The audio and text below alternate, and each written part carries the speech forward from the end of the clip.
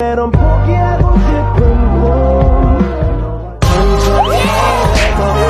싶어 until the end of time 지금 난 간절히 원해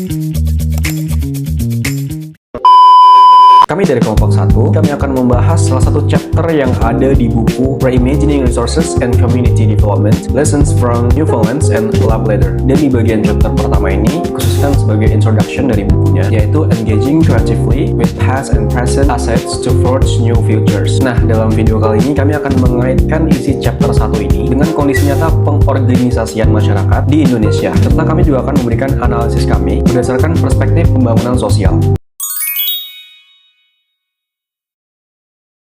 Terima kasih kepada Reza.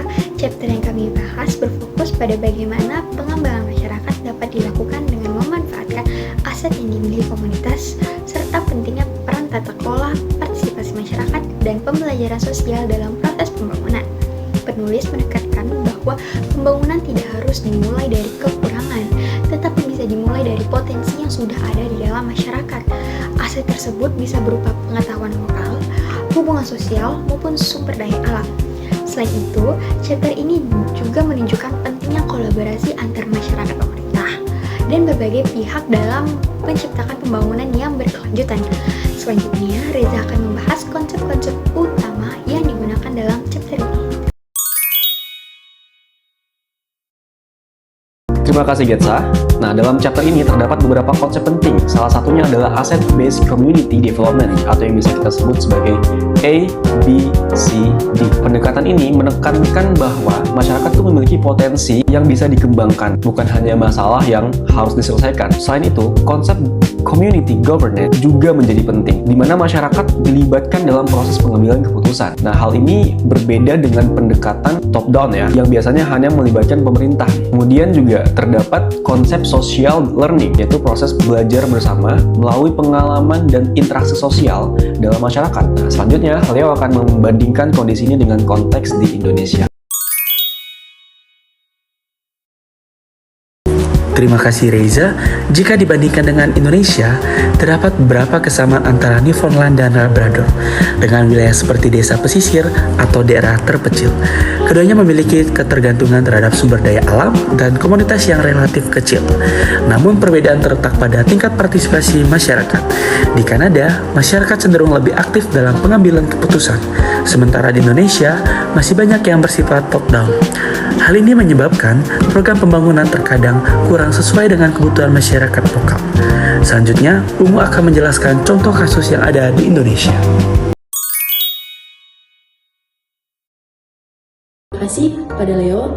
Salah satu contoh di Indonesia adalah perkembangan desa wisata atau program pemberdayaan masyarakat berbasis lokal.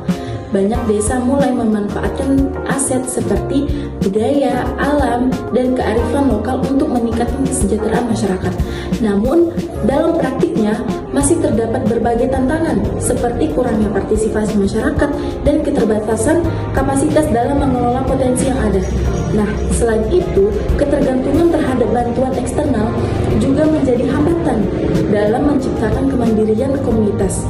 Selanjutnya kepada Siva akan memberikan analisis dan kesimpulan dari pembahasan ini.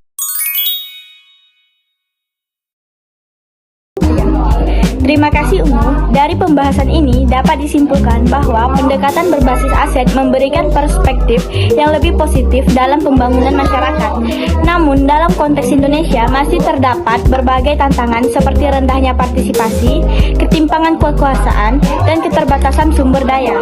Oleh karena itu diperlukan adaptasi agar konsep seperti ABCD dan community governance dapat diterapkan secara efektif. Sebagai mahasiswa pembangunan sosial, kita perlu memahami bahwa pengorganisasian masyarakat harus harus bersifat partisipatif dan sesuai dengan kondisi lokal. Kami juga merekomendasikan buku ini bagi mahasiswa dan praktisi untuk memberikan wawasan yang relevan dan aplikatif. Nah, untuk AI acknowledgement-nya, di sini kami menggunakan ChatGPT untuk ngebantu kami mencari ide konsep pembuatan videonya. Sementara itu, seluruh analisis pembahasan dan isi materi itu kami lakukan melalui diskusi kelompok serta didukung oleh referensi jurnal serta sumber yang kami temui dari internet.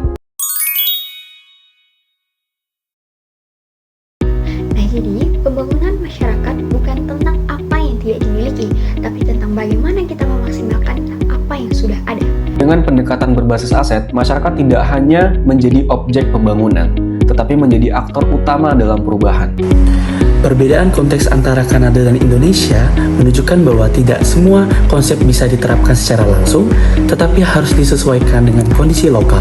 Kunci dari pengorganisasian masyarakat bukan hanya pada program, tetapi ada partisipasi dan kesadaran kolektif masyarakat itu sendiri. Pada akhirnya, pembangunan yang berkelanjutan adalah pembangunan yang lahir dari masyarakat, oleh masyarakat, dan untuk masyarakat. Pero